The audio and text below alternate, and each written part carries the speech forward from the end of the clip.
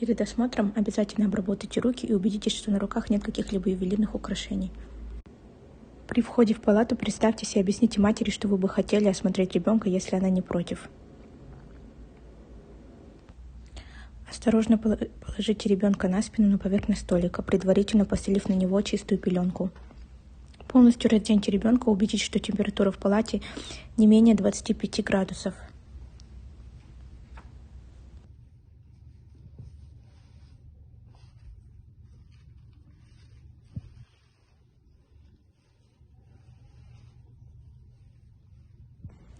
Начните осмотр с идентификации пациента. Прочтите матери фамилию, дату рождения, пол и вес ребенка, написанные на бирочке.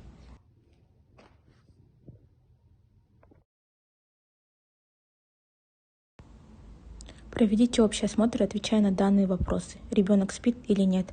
Температура тела в норме или нет? В норме ли витальные функции ребенка?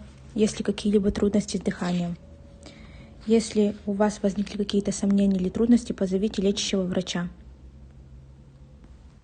В норме температура тела новорожденного ребенка составляет 36,5-37,5 градусов.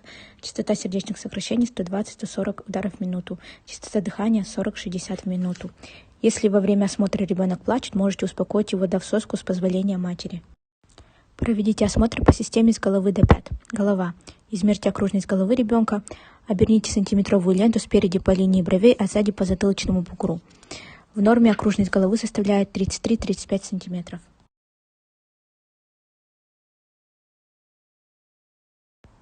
Для оценки окружности головы недоношенных новорожденных существует шкала Фентона, где помимо окружности головы оцениваются такие параметры, как рост, вес и гестационный возраст. Череп новорожденного состоит из нескольких костных пластинок, которые соединены швами. По центру мы увидим большой родничок, по задней поверхности черепа мы увидим малый родничок. Родничок – это не окостеневший участок свода черепа. Роднички позволяют деформировать свод черепа, что необходимо при родах. Проверьте голову ребенка на наличие кефалогематом и родовых опухолей. Кефалогематомы – это кровоизлияние, возникающее между надкостницей и наружной поверхностью черепных костей.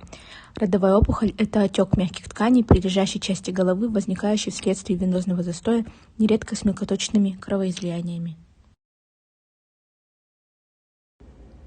Затем оцените уши ребенка. Для этого мысленно проведите линию от наружного края глаза, это будет соответствовать верхнему краю уха, и линию, перпендикулярную ей. Если у ребенка атипичное расположение ушей, это не является признаком заболеваний. Затем проверьте глаза ребенка. Открывает ли он их, есть ли у ребенка реакция на свет. Глаза новорожденного не нуждаются в обработке. При наличии отделяемого можете показать маме, как проводить гигиену глаз. Стерильным ватным диском, кипяченой или бутилированной водой от наружного края к внутреннему 2 раза в день.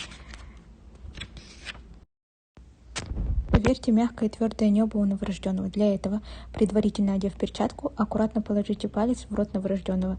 Здоровый доношенный ребенок автоматически начнет сосать палец. Сначала вы почувствуете твердое небо. Продвинув палец чуть дальше, вы почувствуете мягкое небо. Проверьте ключицы новорожденного. Для этого визуально оцените, нет ли гематом, припухлостей, и затем аккуратно пропальпируйте их. Оцените цвет кожных покровов. В норме кожные покровы ребенка должны быть розовые, чистые и сухие.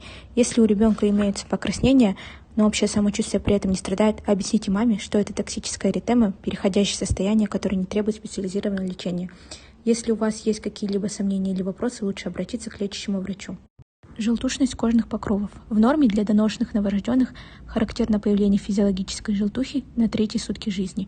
Объясните маме, что это физиологическое состояние, которое не требует лечения. Но если вы наблюдаете появление желтухи на 1-е сутки жизни, а также быстрое нарастание иктеричности, лучше обратиться к лечащему врачу. Пуповинный остаток. Проверьте наличие пуповинного остатка под скобой и объясните маме, что пуповина не нуждается в какой-либо обработке, а подгузник следует надевать таким образом, чтобы пуповина оставалась открытой. Проверьте пальцы кистей и стоп на наличие пороков развития. Синдактилия – это порок развития, характеризующийся в полном или неполном сращении пальцев в результате ненаступившего их разъединения в процессе эмбриогенеза. Полидактилия – это порок развития, характеризующийся большим, чем в норме, количеством пальцев на руках и ногах. Проверьте наружные половые органы. Проверьте, опущены ли яички в мошонку. Объясните маме, что для девочек характерны выделения из половых путей. Также спросите, отходил ли стул у новорожденного и моча. Стул должен отходить в первые 24 часа жизни.